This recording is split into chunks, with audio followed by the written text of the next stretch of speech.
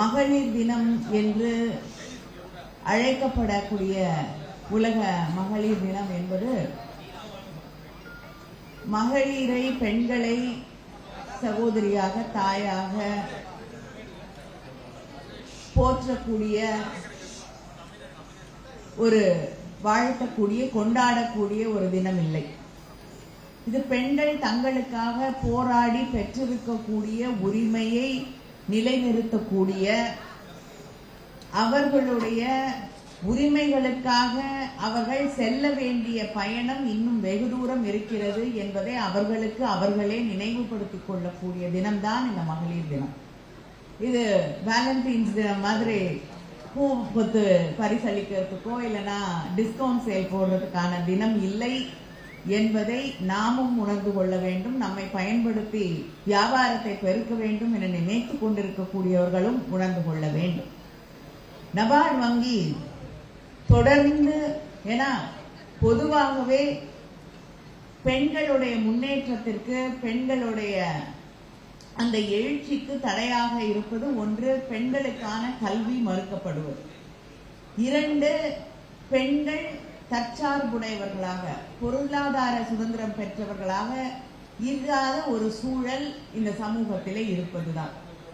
எல்லாவற்றிற்கும் தன் சார்ந்திருக்கக்கூடிய ஆணையே ஒரு பெண் பொருளாதார ரீதியாக நம்ப வேண்டிய காரணத்தில் அவர்களால் தன்னுடைய உரிமைகளுக்காக போராடுவதோ, தன்னுடைய பிள்ளைகளுடைய எதிர்காலத்திற்காக போராடுவதோ என்பது சாத்தியம் இல்லாத பல தருணங்களை நாம் சந்திக்கிறோம்.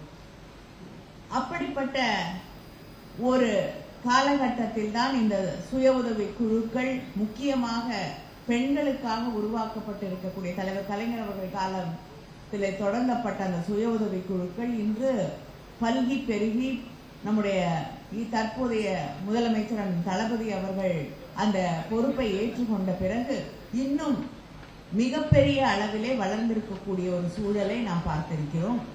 இன்று இந்த நிகழ்வின் வழியாக பார்க்கக்கூடிய இந்த நபார்டு வங்கியில் உதவி பெற்ற, அவர்கள் வழியாக எம்பவர் ஆயிருக்கக்கூடிய பல்வேறு சுய உதவி குழுக்கள் இங்கே ஸ்டால்ஸ் போட்டிருக்காங்க. அவங்களையெல்லாம் பார்க்கும் பொழுது ஒரு மிகப்பெரிய நம்பிக்கை எல்லோருக்கும் தரக்கூடிய ஒரு நிகழ்வாக அது அமைந்திருக்கிறது.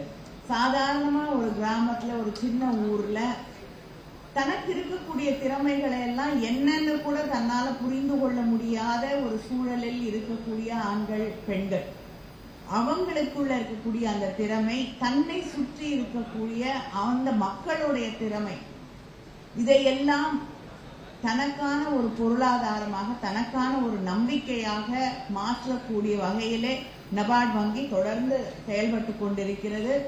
அவர்களுக்கு என்னுடைய வாழ்த்துக்களை நான் தெரிவித்துக் கொள்கிறேன். திரு ராமலிங்கம் அவர்கள் இங்கே வந்திருக்கிறார்.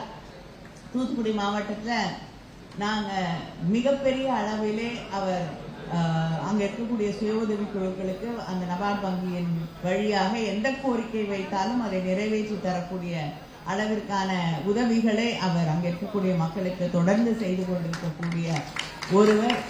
அதே போல் தூத்துக்குடியுடைய பிரதிநிதியாக நான் இங்க மேடையில் இருக்கக்கூடிய 2 பேருக்குமே என்னுடைய நன்றியை தெரிவித்துக் கொள்ள விரும்புகிறேன். என்றால் நாங்க நெய்தல் விழா நடத்தும் பொழுது அது இங்க இருக்கக்கூடிய ஸ்டால்ஸ் போடக்கூடியவங்களுக்கும் பயனுள்ள வகையிலே, அதே போல அங்கே இருக்கக்கூடிய மக்களுக்கும் ஒரு விழிப்புணர்வை உருவாக்கக்கூடிய வகையில அவங்க கிட்டத்தட்ட 100 ஸ்டால்ஸ் சென்ற முறை போட்டு அங்க இருக்கக்கூடிய மக்கள், அங்க இருக்கக்கூடிய பெண்களுக்கு இத்தனை பேர் இவ்வளவு சிறப்பாக செயல்பட்டு கொண்டிருக்கிறார்கள், எங்களாலும் முடியும் என்ற ஒரு நம்பிக்கையை அவர்களுக்கு உருவாக்கக்கூடிய வகையில அந்த ஸ்டால்ஸ் அங்க அமைந்திருந்தது. அதற்காக என்னுடைய நன்றியை நான் தெரிவித்துக் கொள்கிறேன்.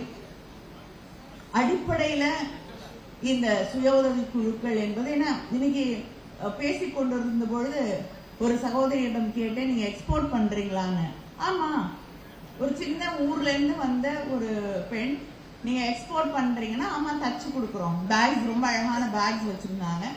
நீங்க எக்ஸ்போர்ட் பண்றீங்களான்னா ஆமா அப்படின்னு ஒரு ரொம்ப சாதாரணமா கேஷுவலா எஸ் நாங்க வந்து தச்சு அனுப்புறோம் அப்படின்னு சொல்லும் பொழுது, தஞ்சாவூர் பக்கத்துல இருந்து வந்திருந்த அந்த சகோதரி சொல்லும் பொழுது ரொம்ப ஒரு நம்பிக்கை மகிழ்ச்சியையும் தரக்கூடிய ஒன்றாக அது இருக்கு. இன்னைக்கு 3 பெண்கள் மேடையிலே பரிசுகள் வாங்கியிருக்காங்க. அவங்களுக்கு என்னுடைய பாராட்டுக்களையும் வாழ்த்துக்களையும் நான் தெரிவித்துக் கொள்கிறேன்.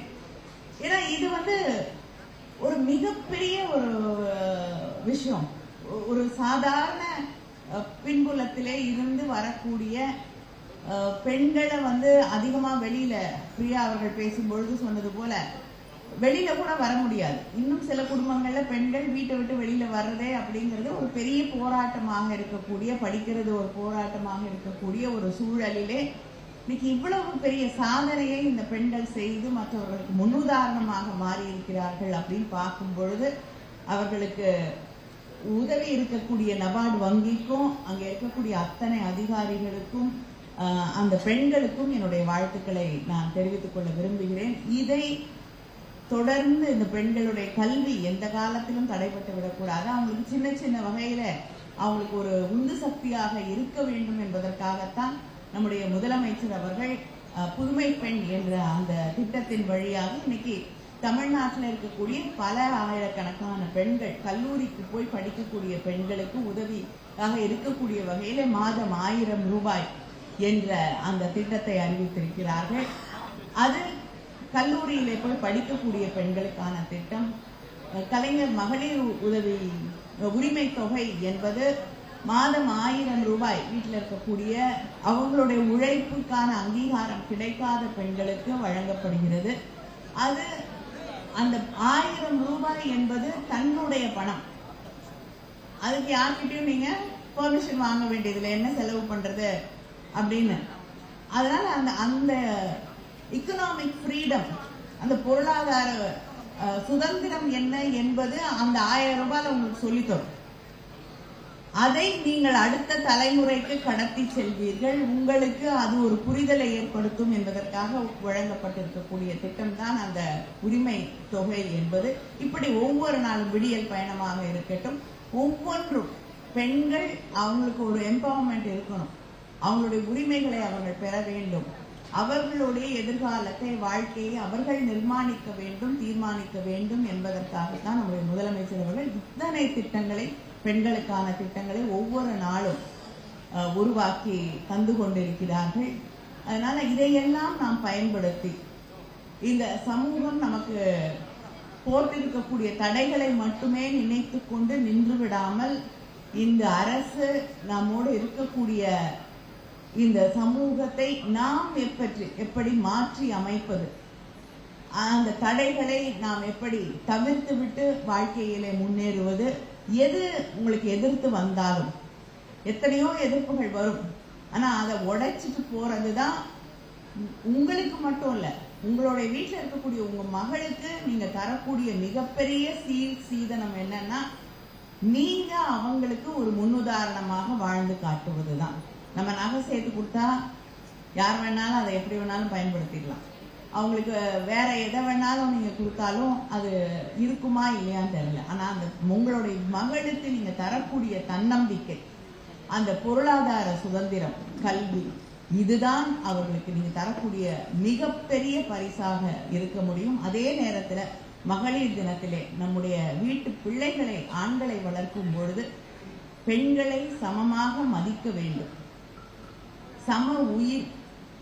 நீ எப்படி இந்த சமூகத்துல வெளியில போறதுக்கு உனக்கு உரிமை இருக்கோ, நீ நினைத்ததை உடுத்துவதற்கு உனக்கு உரிமை இருக்கோ, நீ தேர்ந்தெடுக்கக்கூடிய வேலையை செய்வதற்கு உனக்கு உரிமை இருக்கோ, ஒரு இடத்துல இந்த நேரத்துல எந்த நேரத்துல வேணாலும் இருக்கிறதுக்கான உரிமை உனக்கு இருக்கோ, அதே உரிமை அந்த பெண்ணுக்கும் இருக்கிறது.